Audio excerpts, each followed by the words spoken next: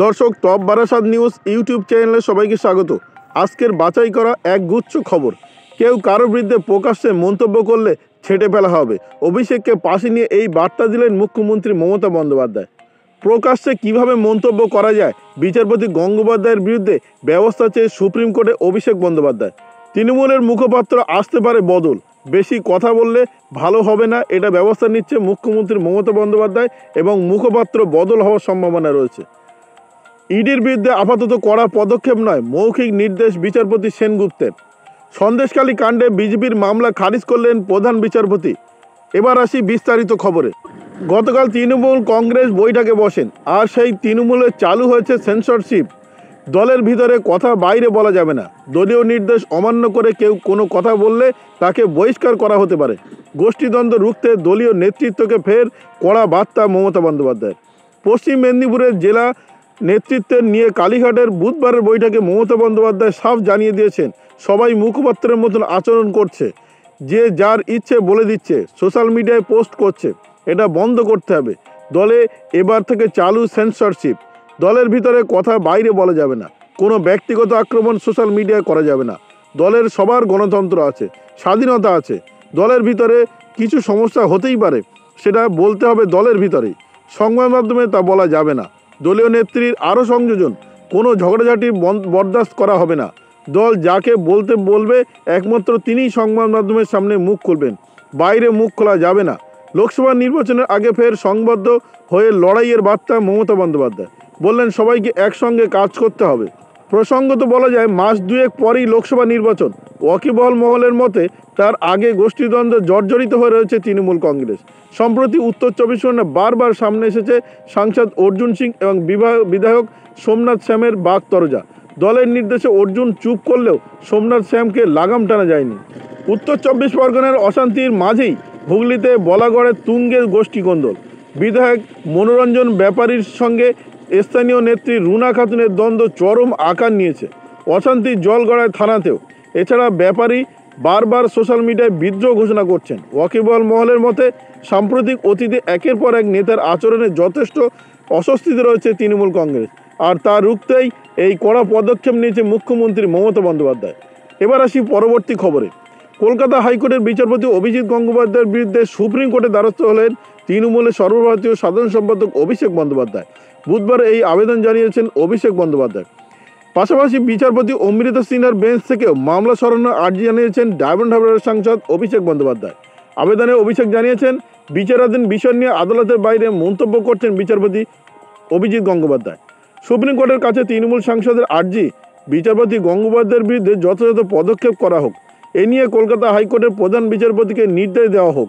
অভিষেক তার আর্জিতে জানিয়েছেন, কলকাতা হাইকোর্টের প্রধান বিচারপতিকে নির্দেশ দেওয়া হোক তিনি যাতে একটি বিশেষ বেঞ্চ গঠন করেন। সেই বেঞ্চ নিয়োগ সংক্রান্ত মামলা শুনবে। মূলত বিচারপতি সিংহের এজলাসে যে মামলাগুলি রয়েছে, সেই মামলাগুলি যাতে ওই বিশেষ বেঞ্চে চলে যায়। পাশাপাশি অভিষেকের দাবি, বিচারপতি অভিজিৎ গঙ্গোপাধ্যায়ের আদালতের বাইরে বারবার যে এক পক্ষের বয়ান তুলে ধরছেন, তাকে বিরত থাকার নির্দেশ দেওয়া হোক। বস্তুত কিছুদিন আগে অভিষেকের সম্পত্তি সংক্রান্ত বিষয়ে প্রশ্ন তোলেন বিচারপতি অভিজিৎ গাঙ্গুলি। সংবাদ মাধ্যমের সামনে বিচারপতি প্রশ্ন করেন, একজন নেতা হিসেবে অভিষেকের সম্পত্তির উৎস কী? সাংসদ কি তার সম্পত্তির হিসাব দেবেন? তিনি কি তার সম্পত্তির হিসাব সংবাদ মাধ্যমে পোস্ট করবেন? এমনই কিছু মন্তব্য করেছিলেন বিচারপতি অভিজিৎ গঙ্গোপাধ্যায়।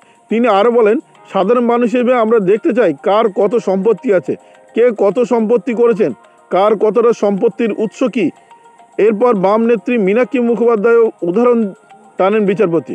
তার কথায়, অভিষেক যদি সংবাদ মাধ্যমের ওই পোস্ট করেন, তবে তার সমসাময়িক নেতা ধরুন মীনাক্ষী মুখোপাধ্যায় বা অন্য নেতাদের কাছেও একই আবেদন রাখব।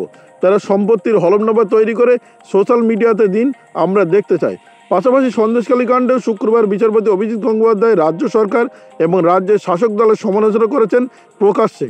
সন্দেশখালীতে তৃণমূল নেতা শাহজাহান শেখের বাড়িতে হানা দিতে গিয়ে আক্রান্ত হয়েছেন ইডি আধিকারিকরা এবং হাসপাতালে ভর্তি হয়েছিলেন এবং তাদেরকে দেখতে গিয়েছিলেন বিচারপতি অভিজিৎ গঙ্গোপাধ্যায়। সেখান থেকেই বেরিয়ে তিনি বলেন, ইডি অফিসারদের হাসপাতালে দেখতে গিয়েছিলাম, তখন বলেছি দুর্নীতির তদন্ত আটকাতে রাজ্য সরকার কত টাকা সুপ্রিম কোর্টে খরচ করলো, তার পরিমাণটা কি তারা জানাবে? কারণ আমি এর জবাব জানতে চাই, না জানালে অন্যভাবে জানতে চাইব। আজও সংবাদ মাধ্যমের সামনে মারফত জানতে চাইছি, এরপর অফিসিয়ালি প্রশ্ন করব দুর্নীতির তদন্ত আটকাতে কত টাকা খরচ করা হয়েছে। তাতে যদি আমার বিরুদ্ধে চিঠি লিখুক। পরে অন্যত্র বিচারপতি মন্তব্য করেছেন, এটা কী ধরনের রাজ্য চলছে, কী ধরনের প্রশাসন চলছে তা আমরা বুঝতে পারছি সকলেই। দেখা যাক কতদিন চলে তার আইনের মুখোমুখি হয়ে তারা কতদিন চালাতে পারে। এখন দেখার বিষয় সুপ্রিম কোর্ট এই বিষয়ে কী নির্দেশ দেন। আসি পরবর্তী খবরে। মুখপাত্র দলের মুখ, সংবাদ মাধ্যম থেকে সোশ্যাল মিডিয়া তাদের বক্তব্যকেই দলের বক্তব্য হিসেবে গণ্য করা হয়। তাই তাদের বাক সংযমের দখলতা অত্যন্ত গুরুত্বপূর্ণ বলেই মন্তব্য করছেন তৃণমূল কংগ্রেস সূত্রের খবর। তৃণমূল নেত্রী মমতা বন্দ্যোপাধ্যায় মুখপাত্র ভূমিকায় অসন্তুষ্ট। বুধবার কালীঘাটের মমতা বন্দ্যোপাধ্যায় পশ্চিম মেদিনীপুরের জেলার নেতাদের নিয়ে একটি বৈঠক করেন। সেখানে অভিষেক বন্দ্যোপাধ্যায়, সুব্রত বক্সি ছিলেন। সূত্রের খবর, সেখানেই মুখপাত্রের ভূমিকায় উষ্ণ প্রকাশ করেছেন দলনেত্রী। দলের ভিতরের কথা যাতে বাইরে না বলা হয় সে বার্তাও দিয়েছেন তিনি। এখন এমনও শোনা যাচ্ছে তৃণমূল নতুন মুখপাত্র নিয়োগ করা হতে পারে। এদিনের বৈঠকে নাকি তেমনটাই ইঙ্গিত দিয়েছেন মুখ্যমন্ত্রী মমতা বন্দ্যোপাধ্যায়। আসি পরবর্তী খবরে। ইডি আধিকারিকদের বিরুদ্ধে আপাতত কড়া পদক্ষেপ নেওয়া যাবে না, সন্দেশখালির ঘটনায় মৌখিক নির্দেশ দিয়েছেন বিচারপতি জয় সেনগুপ্ত। একই সঙ্গে তার নির্দেশ, পুলিশ আপাতত ইডি আধিকারিকদের গ্রেফতার করতে পারবে না। প্রসঙ্গত, দল শুক্রবার সন্দেশখালিতে রেশন দুর্নীতির তদন্তে গিয়েছিল ইডি। শেখ শাহজাহানের বাড়িতে তল্লাশি করতে গিয়ে ধুন্দুবার কাণ্ড বাঁধে। বাড়ির দরজায় তালা লাগানো ছিল। সেই তালা যখন ইডি আধিকারিকরা ভাঙতে যান তখন তাদের দিকে তেড়ে আসছিলেন গ্রামের হাজার হাজার মানুষ। বিক্ষোভের মুখে পড়ে আক্রান্ত হয় ইডি আধিকারিকরা। একজনের মাথা পর্যন্ত ফেটে যায়। আক্রান্ত হন সিআরপিএফ জওয়ানেরাও। এই ঘটনায় ইডি থানায় একটি এফআইআর দায়েরও করে। আবার ইডির বিরুদ্ধে থানায় এফআইআর দায়ের করা হয় শেখ শাহজাহানের পরিবারের তরফে। আর এই শেখ শাহজাহানের পরিবারের তরফে করা এফআইআর নিয়ে হাইকোর্টের নির্দেশ যে এখনই ইডির বিরুদ্ধে, ইডি আধিকারিকদের বিরুদ্ধে কোনো রকম পদক্ষেপ গ্রহণ করা যাবে না। আসি পরবর্তী খবরে। সন্দেশখালী কাণ্ড নিয়ে একাধিক মামলা হয়েছে কলকাতা হাইকোর্টে। তারই মধ্যে একটি ছিল বিজেপির করা জনস্বার্থ মামলা। বৃহস্পতিবার প্রধান বিচারপতি টি.এস. শিবগানম সেই মামলা খারিজ করে দেয়। গত 5ই জানুয়ারি সন্দেশখালীতে তৃণমূল নেতা শেখ শাহজাহানের বাড়িতে যান ইডি আধিকারিকরা। সেখানে তারা আক্রান্ত হন। সেই ঘটনায় বাংলার শাসক দলের কাঠগড়ায় তুলে দিয়েছে বিরোধীরা। রাজ্যের আইনশৃঙ্খলা অবনতি ঘটেছে বলেই অভিযোগ করা হয়েছে। এই ঘটনায় মুখ খুলেছেন বিচারপতি অভিজিৎ গাঙ্গুলি, রাজ্যপাল সিভি আনন্দ বোস। কেন্দ্রীয় স্বরাষ্ট্রমন্ত্রকও ঘটনার রিপোর্ট তলব করেছে নবান্নের কাছে। সেই সঙ্গে হাইকোর্টে মামলা করেছেন বিজেপি। গত সোমবার বিজেপির প্রধান বিচারপতি টি.এস. শিবগানম ও বিচারপতি সুপ্রতিম ভট্টাচার্যের ডিভিশন বেঞ্চে দৃষ্টি আকর্ষণ করা হয়। দ্রুত শুনানির আর্জিও জানানো হয়, যদিও সে আবেদন শোনেনি প্রধান বিচারপতির ডিভিশন বেঞ্চ। বৃহস্পতিবার মামলার শুনানির দিন ধার্য করা হয়েছিল। এদিন মামলার শুনানিতে বিজেপির দায়ের করা মামলা খারিজ করে দেন বিচারপতি।